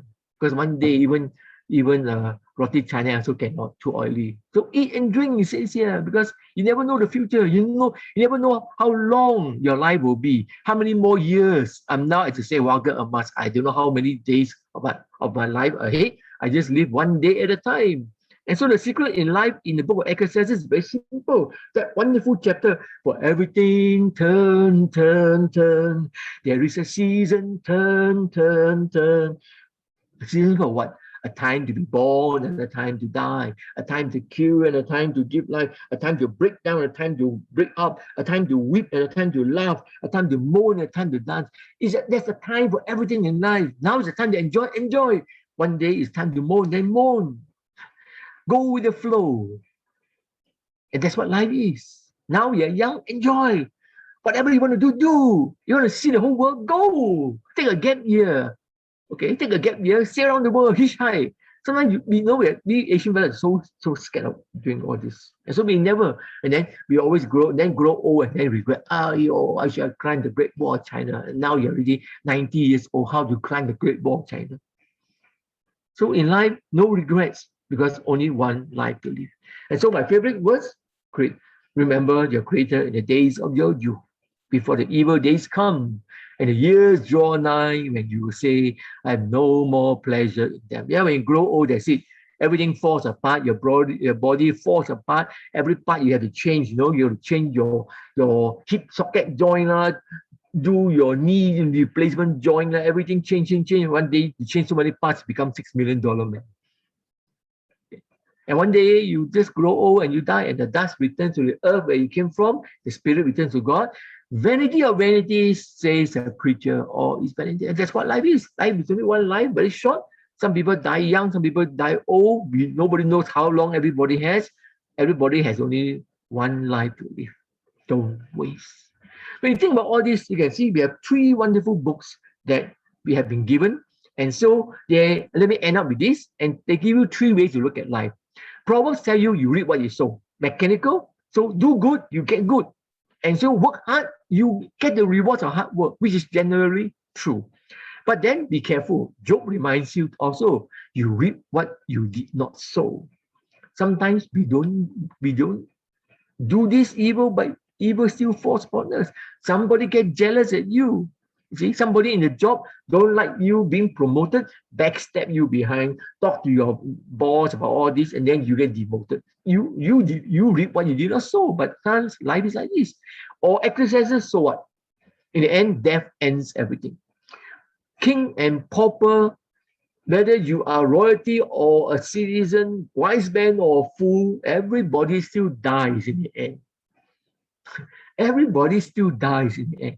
Even the wise men still die. You only die wiser. With a PhD, you name this all. You still die. Death ends everything. So in the end, Ecclesiastes reminds us, so what? Then the answer to so what is carpe diem. Seize the day. Make every day count. Let your life, at least on this life, maybe you live 80 years of life here. Let your 80 years be a life of 80 good years. Okay? So these 3 books are like 3 ways to look at life. Proverbs, because everything is well built. Lady Wisdom lives in a house with 7 pillars. Everything is all built, very well stocked. She invites you to a wonderful menu to eat and all this. You look at life, hallelujah, viva la life. Everything is just running well. You reap what you sow. But then sometimes you look at life from a house of Job, stricken house. A wind blows and shakes the house, knocks down and all this. And sometimes in life, that's what happens. You wake up in the morning, you discover your child is sick. You send one day, the next, after that, and it pass on to the next child, and the second child also sick. You want to start the car to go to work, your engine is, cannot start, your battery is flat, and you are late to work, and the boss goes to Job. Something like this, everything just falls apart. And there are no answers why. It's just that it happened to be a bad day. And you had a bad day. And that's it. Or Ecclesiastes is like a decaying house. Everything is just falling apart, like a house that's aging and decaying. And you open the window falls out the hinges. And you look at life and you have no more joy, no more energy, no more strength, no more desire to climb the Great Wall of China, to sail around the whole world. No, you're just contented to sit on your rocking chair, and then that's all you do, lah. Sit on your rocking chair and enjoy your last moments. These three wisdom books, therefore, remind us that there are three ways to look at life. Okay, and so let me close with this. So when you're young, you're like in the book of Proverbs. Young people, full of energy, you can do what you want. Yeah, like the period of youth. When I was 18, I thought the world would not end. I could do anything. I can achieve anything. Now, then I moved on, married, settled down, had children, and then I went to middle age. And in middle age, things don't look so well. You have mortgages to pay, insurance to cover, all sorts of things. You have to take care of children's education, so much worries. And now I am slowly moving into Ecclesiastes. Sometimes I deny telling myself I'm not yet old. Old is just a number. I still play badminton when I can. I play 6 double matches in one night just to get myself all ready. I still climb and I'm still fit. Okay, so to me, I don't want to grow old so fast. So old age, you can wait. I'm still in the old middle age. And so but in life, you see, we go through a cycle. And one day after old age, we die and then we go to heaven. No? And you should be happy because why? Some people don't even have an opportunity to live through middle age or old age. I know of 2 church members' children who died at the age of 26. 26 at the prime of their life. And both died by tragic accident. And that's it. Sometimes you don't even get. And one of my colleagues, a pastoral colleague, his baby, 3rd son, died 2 days after birth. 2 days. And imagine you see a little coffin, white color coffin this size, and the father carried the coffin. It's the worst thing you can ever see. See a baby coffin. You never even get to taste youth. The baby never even got to enjoy middle age and never even grow to old age. See, life is like this. There's only one life to live. And so the old people realize that. So let's get this wisdom distilled out. Proverbs arm ourselves so that we can learn to live life and reap good things in life and all this. But then we put in the book of Job, remind us that there are a lot of incongruities in life. Life doesn't work out the way we want. Sometimes you just don't know why bad things happen to us. And then we also put in the book of Ecclesiastes, remind us, don't waste our youth. Don't waste every young, earlier period of life. Old age comes, remember, death is waiting. There's only one thing that is certain, death.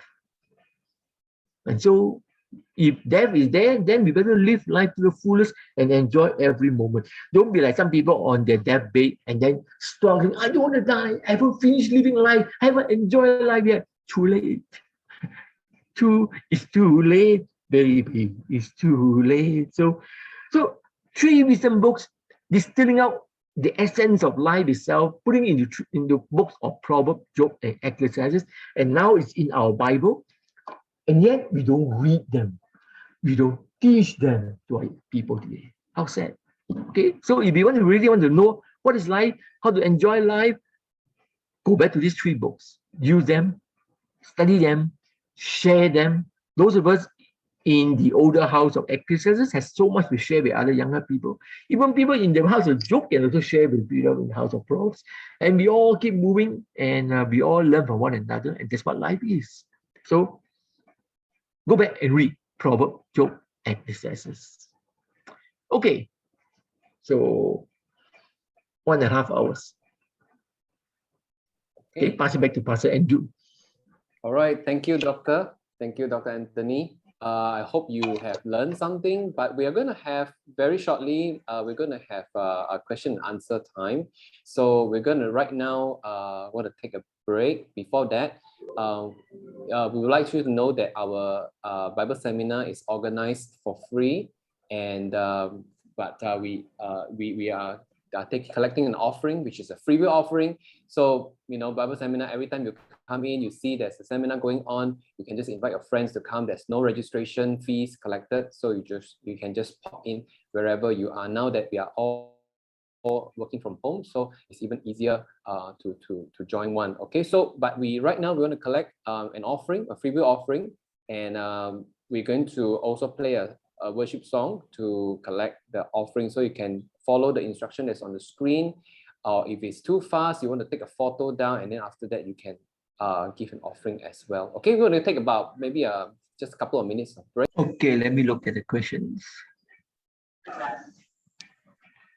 Okay, what do wisdom literature teach us how to deal with pain in life? What is your pastoral response? Pain is good. When God made the human body, we feel pain, and that helps us to know that something is wrong. So pain, although sometimes we don't like it, but I think there is a good to it. So how does the wisdom literature talk about it? Well, for example, Ecclesiastes will tell you that that poem of chapter 3, verse 1 to 10, there's a time for everything, a season and a time for everything in heaven. And so there's a time to kill and a time to heal. So you can imagine there's a time when you have to heal a person, but there'll be a time when you have to kill sometimes a cancer cell. So you need to have the negative and the positive side of things, a time to break down and a time to build up, a time to tear and a time to sow. So there's a time for pain and a time for good and joy. So again, it's a reminder also in Ecclesiastes about better to be in the house of mourning than to be in let me keep that phrase. It's a very interesting phrase about the heart of the wise is in the house of mourning, but the heart of fools is in the house of mirth. Sometimes it's like if you have too much good, you tend to become complacent, and then you tend to become lax. Sometimes a bit of suffering, a bit of pain disrupts that routine we have, and then forces us to come back to God and to put our trust in Him. So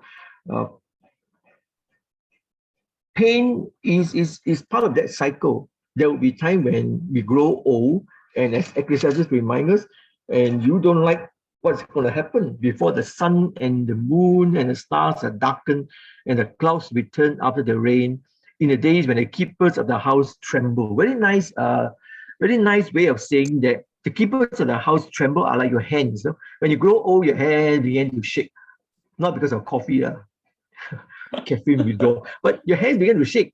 I used to be a very good artist and I can draw perfect straight lines. But now my lines are all crooked, you can't write. And then the strong men are bent. The strong men are your knees. The knees have been carrying you all your years of life.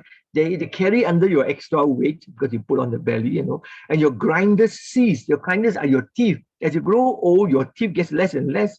My dentist always say, coming out to pull some more. I say, I always say, save my tooth, doc. Then do crown and do whatever. Your grinders get seized.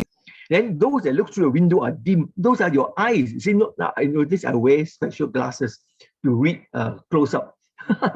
That's how you know you're old. I hit that at the age of 40. I was trying to do some computer repairs, and then I opened up a computer desktop, and then I realized I couldn't read the words on the CPU. And I immediately realized, oh no, time for me to wear all these special glasses. Grinders cease, and then those who look to the window are dim. Your eyes dim, and the doors on the street are shut. Your ears, as you grow older, excuse me, Pao, you can't even hear anymore. Yeah. And the sound of the grinding is low, and one rises up at the sound of the bird, and then the daughters a song are brought low. Your voice. If you are a preacher and you preach every Sunday, finally you reach 70, what's the sound? You get more voice to speak already. When you grow old, you can talk as loud as you can, but you cannot even talk.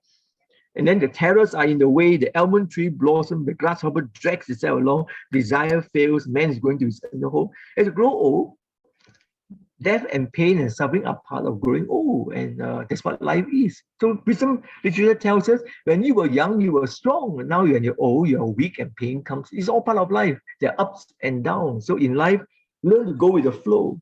So enjoy as much as you can now before you cannot enjoy anymore. I used to eat sour mango. You know, those green ones that you drop from the tree and then you slice it, eat with sambal. I can sit there and eat 1 kilo. My mother would used to scold me. And then my auntie who sit with me and eat and say, never mind, young man, don't listen to her. You eat all you can now. Next year you grow old like me, you cannot eat anymore. True. Now I can't eat anymore. I eat. Sensodyne also can't help. So, but I eaten my share. So I have enough. So pain comes in old age, and you learn to accept it and go with the flow. I learned to accept growing old, but growing old, everything is just falling apart. You have to eat. The only pill I eat is glucosamine sulfate because my cartilage. I wake up in the morning, trigger finger, my finger get jammed. So doctor said eat glucosamine sulfate for the cartilage. So I had to eat. That's the only thing I eat. So as you grow old, you can't run away. That's part of it. Growing old, pain, suffering, death, things that await us in life. If you learn to accept it, you don't struggle so much against it. I couldn't accept old age when I was young. I just asked God, don't let me grow old. I just wish I will stay young forever. But then you stay young forever, you're like the Highlander who never grow old, never die. It's no fun. Because you see everybody die and you don't grow old and die. It's no fun. I can tell you that. It's fun to be growing old together. And then you enjoy the cycle together. Does God's silence means his failure in protection or providence over his people? No. You look at the book of Job, God didn't speak immediately when Job queried why these things happened to him. It was a friend who came and then they tried to discern. Only finally after that, God finally appeared and then talked with Job. So God didn't speak immediately. So God's silence is something which, of course, troubles us as Christians. I think the one thing that we find it hard to accept is God's silence. Why doesn't God speak? Because we want answers all the time. But silence can be an answer. Remember I said in life, God can answer with a yes or no. But in the middle, God can answer in so many ways. It can be not yet, wait, or perhaps, in the process, in becoming. So it's not always immediate. So sometimes God doesn't share immediate. I think I mentioned already, the good thing about God not letting us know everything is our minds are not wired for that. We are mortal, finite human beings. Our minds cannot understand all the different permutations that is possible. To God, God can see one action leads to so many possible ways of permutation. Our minds will blow if we ever can even think like that. So I think God doesn't allow us to struggle. So Ecclesiastes again remind us about God has put eternity in the hearts of men. There's this restlessness inside us that we cannot understand. We want to know, but we cannot know everything. And so we have to learn to live, one day at a time. And it's something in which we have to learn to accept. If you trust God, then God has made everything beautiful in his time. And God put eternity in man's heart so that he cannot find out what God has done from the beginning to the end. So we cannot know all what God is doing.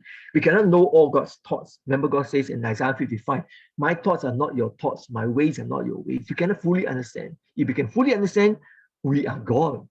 We are not God. We are mortal, finite beings. So sometimes you have to learn to live with silence, with no replies. Like Job, God, he didn't get a reply immediately. How long did he wait? Weeks, months, years before God finally appeared in this storm. And even then, when God appeared, God didn't tell Job. Job still didn't know what actually hit him at the end of life. You read the end part of the book, chapter 42, nobody told Job what happened. He just went through life and that's it. And maybe go to heaven only, ask God, and then discover why it is. Sometimes the silence is for our good. Sometimes if God tells us everything. Imagine if God were to ring up Pastor Andrew tonight. Hey, Pastor Andrew, tomorrow morning I'm going to be doing this. I'll be sending you 10 plagues. I don't think you can sleep tonight. Because you want to know what God is doing, you cannot sometimes fathom everything. So I think sometimes not to know is better. Like, I don't know what tomorrow will hold and what tomorrow will bring. But it's okay. I learn to live One day at a time, Lord Jesus, one day. I don't have to worry about many days. I can plan and do everything, but it is God who disposes of everything. So I learned to trust God's silence. Sometimes silence, I understand God is for my good. Ignorance is bliss. Remember this phrase, ignorance is bliss. Sometimes not to know is better. I used to dread my medical annual checkup with the doctors because after doing everything, the doctor will tell you, okay, what do you want to know? Bad news first or good news first? I said, doctor, tell me both lah. Doesn't matter whether I get good news or bad news. And when it comes to the bad news, it's always, oh, your cholesterol is bad. Hi, you don't do this. And sometimes not to know is better, isn't it? Nowadays, I don't go for any more. I don't go for any more annual medical checkup because no more compulsory for me. So I just learned to live a bit ignorant. I mean, I exercise, I keep my diet. I'm very precise with my diet. I know where I am. I check my weight every day, so I know whether I'm putting on weight or not. So I keep myself on a healthy lifestyle. I know it's good. So I don't need to know more. I don't need to know whether I have too much of this, too much of that. Sometimes you know too much, you don't know what to do. This also cannot eat, that also cannot eat. Yeah, cannot eat this, cannot eat that. The whole life becomes terrible. So ignorance sometimes is actually good for us. Learn to trust God lah. Trust God, see. What does the wisdom in the Bible teach us about drawing boundaries in life, as in carpe diem, cursus zera, or walk? I think it's not just simply do what you want. No, Ecclesiastes qualifies that. It is not simply do what you want. It says in chapter 11, verse 9, rejoice, O young man, in your youth, and let your heart cheer you in the days of your youth. Walk in the ways of your heart and the sight of your eyes, but know that for all things God will bring you into judgment. So therefore, we walk circumspectly. It means you don't simply knowing well that this will lead me to problem. I still got to walk this. No, you walk with in the way of your heart and in the sight of your eyes. It means you see where you're going. You know what is going to happen. You choose something, you may bring judgment. So therefore, live circumspectly. It's not like kill Sarah, whatever will be. It's something like inshallah. That is a sort of divine fatalism. Fated. I'm fated to die tomorrow, so I can't do anything. I don't think it's like that. You see, ours is biblical will. God reveals enough of His will for us, so that we know what is God's perfect will in this life, and then we choose to therefore live each day obeying that will. God gives us a little peek, not all. God doesn't show His whole ledger, His whole diary from beginning to the end. I think that will overwhelm us. God gives us a little bit each day. I think that's enough, and we walk and learn to trust God a little day by day. What does it mean when Colossians call Jesus the wisdom of God? Wisdom is described in Job, I think 28, as that which God was with God at the beginning of creation, and He helped God to build creation. So we believe that Jesus as a divine Logos is the wisdom of God. It is that part of God which understands, which all truth is held together. So that's why when God revealed Himself, God revealed in general truth, in general revelation to all people, but to us as Christians, specific truth, specific revelation. And that culminates in Jesus, as Hebrews chapter 1, verse 1. In times past, God has revealed Himself in many various ways, but now God has revealed Himself ultimately in His Son. So His Son is the supreme wisdom of God. You know Jesus, you know God. You know Jesus, you know the truth. Like what Pilate says, what is truth? And he didn't even realize he was talking to the truth, the life, the way. Okay. Does God play pawn gamble over us with Satan? Well, that is a story that we have. And remember that story twice. Satan is one of those agents who goes to God up to give his report. You read the story carefully, it is God who actually tells Satan, have you considered my servant Job? There's no one like him on this earth. It is God who dangles a carrot before Satan. Hey, Satan, your job is to prosecute and test people. Have you tried my best specimen? And Satan says, surely not yet, because God, you don't play fair. You don't play level field. You protect your servant with all these ages of protection, his wealth, his beautiful family. So God, you want to play fair. Good. Take off these hedges. Then you see whether he will curse you to the face. And God allows.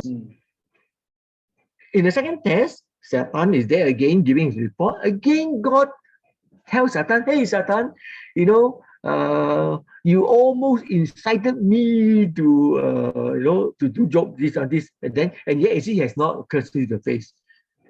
It is still again God telling Satan, you know, you tested my servant, he has not proven wrong.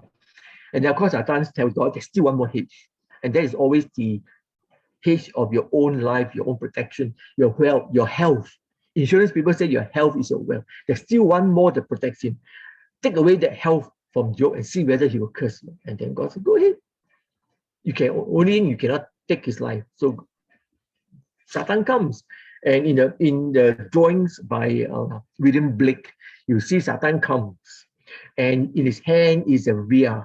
And he pours a vial over Job who is lying there. And every drop that drops down onto his skin will open up into a boil. Very beautiful way of describing it. Satan doesn't even wait. He comes and afflicts Job immediately. The story is telling us that, well, God is the one who actually tells Satan, you have not yet tested my best specimen.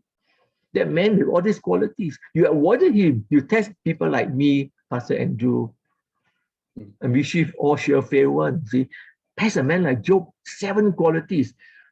Blameless, upright, one who fear God, one who does not fear evil. No man like him in the east, greatest man in all the earth, and my servant, Job. 7 qualities that makes him almost perfect. Why don't you test my perfect specimen? So my students used to argue, does it mean therefore if I try to be more perfect and right with God, Satan will test you more? I say, yeah. All the more you're the best specimen. So maybe then you're tempted to think, maybe then I don't be so perfect. If I'm not so perfect, then Satan won't. No, Satan will test everyone. But it's just the order. Which one will he test first? The easy ones, sorry. The hard ones, he knows. He knows what are our hedges that protect us. Strip those things and see whether we will still remain true to God. So it's not a question of playing you like a son. It is testing our integrity with God. If we say we love God, sure. I always challenge my students. You say you love God, sure. What if tomorrow you go to work, your boss gives you a layoff letter, you're laid off from your job. You think you can come to collective this coming Sunday and hallelujah and say, thank God, no, God took away my job, I'm now jobless. You think you do that? The Lord gives, the Lord takes away. Blessed be the name of the Lord. I don't think so. You probably will shake a fist at God and go, why? Why don't you remove the other guy? That guy's useless fellow, you know, makan buta, then you remove me. I think we will challenge God rather than this. So everyone will be tested. Our integrity is at stake. So it's not God playing games with us. No, God testing our integrity. You claim to be a Christian. You claim to worship God. Are you sure there's no udang di sebelah batu? Are you sure there's no ulterior motive? Are you sure you're not loving God only because God bless you? What if God doesn't bless you? Will you still love God? That is a question. We always say, Don Moen, God is good all the time. I always show you the next one. What if God is not good all the time? Then you have to say, I still have to worship God. See, that's what the test of Job is, your integrity. Do you mean what you say? So easy to say, yeah, I love God. Come to the crunch, the rubber hits the road. Would you give up? That's why even Job's wife could not get him. Job's wife gave him a way out. Why you want to suffer, darling? Give up your life, end your life. You know, God seems to be against you. Why don't you just curse God and die? You can't take your own life. So you just curse God. God zapped you with lightning, and then you die, and then God can't blame you. I didn't kill my own life. So you end your pain in the suffering. But even then, he said, no. Shall we not receive good, and shall we not receive evil from God? We want to receive good from God, but we don't want to receive the evil. God gives us both sometimes. Sometimes the good things, sometimes the not so good things. In life comes ups and downs. How we wish life is always up? No, life is always up and down. And so if we take one from God gladly, we must also take the other one from God gladly. So if God sometimes allows us to have pain, suffering in this life, we gladly take it and we accept it. That's what life is. Wow. God knows what is best. God knows what is best. We trust God. Like Job, we have to learn to trust God. My life is in his hand. If God wished that I should go through now a difficult period, 2 years of eczema and whatever, You just have to learn to trust God. At the end of the day, I trust God that you are there. It's like someone said, when God appeared and spoke to Job, God didn't tell Job the reason, but Job understood the answer. So how did he understand? I think the fact that if God can appear to us, that itself is the answer. Wow. Once I was challenged in Kuala Lumpur, a man who was not a Christian but comes to church, he was dying of colon cancer.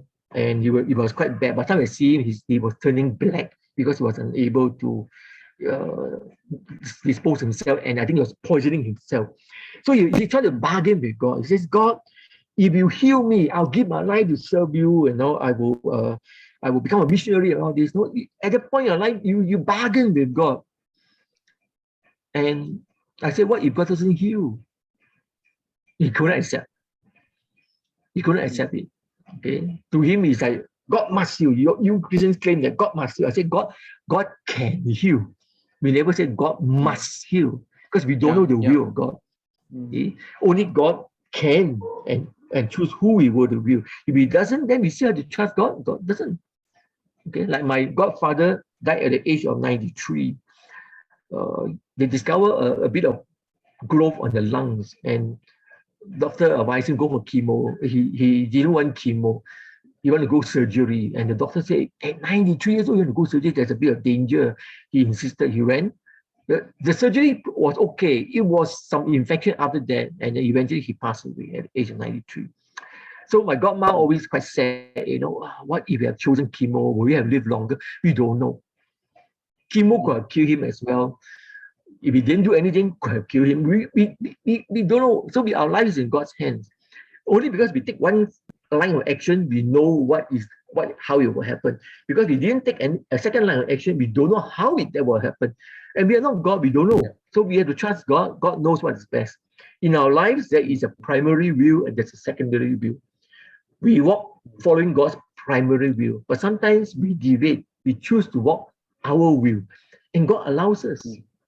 Sometimes God allows us to walk our own secondary will, not the primary will of God. But years later, we may eventually merge back into God's primary will. And then we realize we were like the prodigal son who diverted but finally came back. And many of us, we walk on our own wills. We don't walk in the way that God wants. So God allows, and we don't understand why. God allows. Like the parable of the prodigal son, the father allows the son take the wealth and go. Okay. If the father refuses to allow the son to go, then the son has no free will, and that's not what God has done for us. God gave us free will. We can choose to abandon God and go our own ways and follow other gods. God allowed us. Something very hard to understand, but that's what life is. So ultimately, we just have to trust that if God allows us to suffer for a problem or for a period of time, God knows why. The fact that God can appear to Job, there is a God, and that is the answer. There is a God is the answer. Yeah. Okay. Not why God gave me this or why God will heal or not heal. If there is a God and God is real, that is the only answer I will ever need. Because He answers everything. If there's a God, I don't worry. I die, I go to heaven. I don't die and I live, I continue to serve God. Either way, I don't lose if there's a God. If there's no God, every way I lose.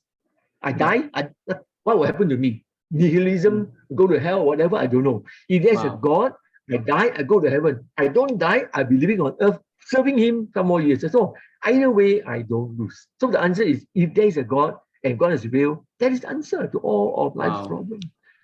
So Job heard that, and that's why he says, I am a man of little word, I zip my mouth, I will not say anymore. Because he knew there's a God who exists, and God appeared to him in this huge sandstorm blowing at Job, and Job realized how tiny he is. And he said, I'm like a clay challenging the potter. If the potter wants to make us a square mug, he makes us a square mug. You can resist and say, I want to be round. No, God said, I want to make you square. It's up to God. God make us square. Okay, so if there's a God, that answers everything there is in life.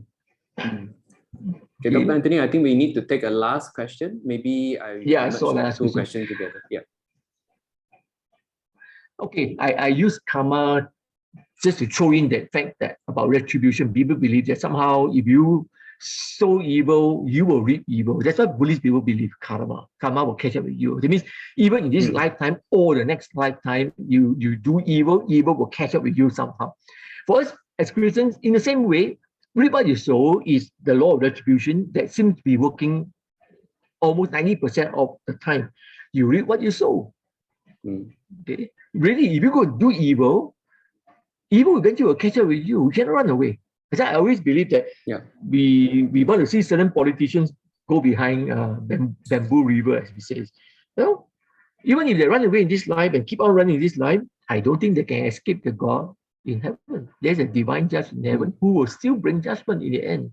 So you reap what you sow. If you've done evil, if you kill somebody, distribution will come in a sense. You can try to escape as much as you can, but I don't think anybody can escape God.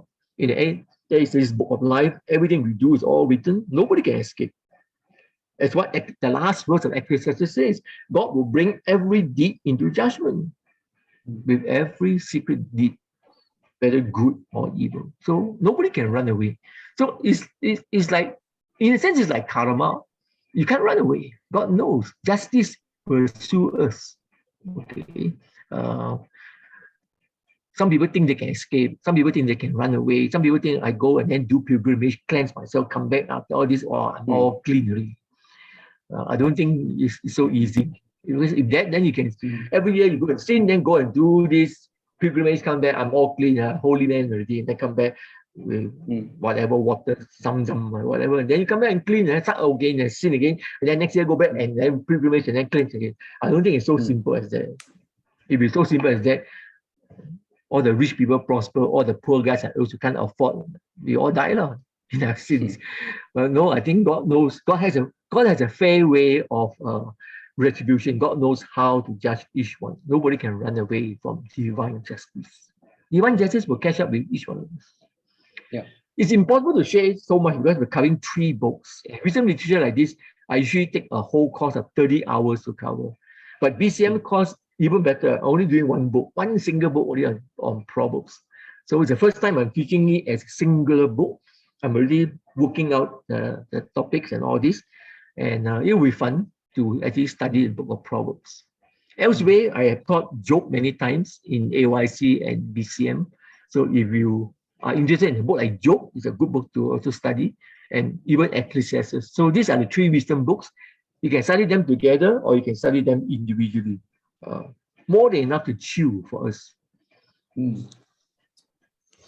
Okay. Dr. Anthony, I think just one more, one quick one, because I think when you mentioned Satan, that time we usually pronounce in English Satan, but just now when you say Satan, is it intentional? Maybe you can give a quick qualification.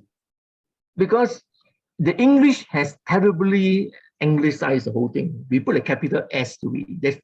There's no capital in Hebrew. So it's not a name, it's not a personal name. Because in Hebrew, it is Ha-Satan. It has a the in front, the Satan. So the Satan means it's more of a role or a function rather than a personal name. You don't say the Andrew Lau, unless he's so famous. But if you say the Satan, then you have to ask yourself what the Satan means. And Satan is a word which means an accuser, an adversary, someone who prosecute and challenge and test. That's what it means. So the Satan is often used. So it's never used as a personal name. Once in Job and in the book of Zechariah, where Satan also accuses Joshua the high priest, again, it always has a the Satan. So it is therefore not to be capitalized with an S and make it Satan. It's not a personal name. It's a role, the accuser. The accuser accused a person. The accuser came before God. So it's an agent of God, one of the agents, one of the divine beings, an agent who plays this role of divine prosecutor.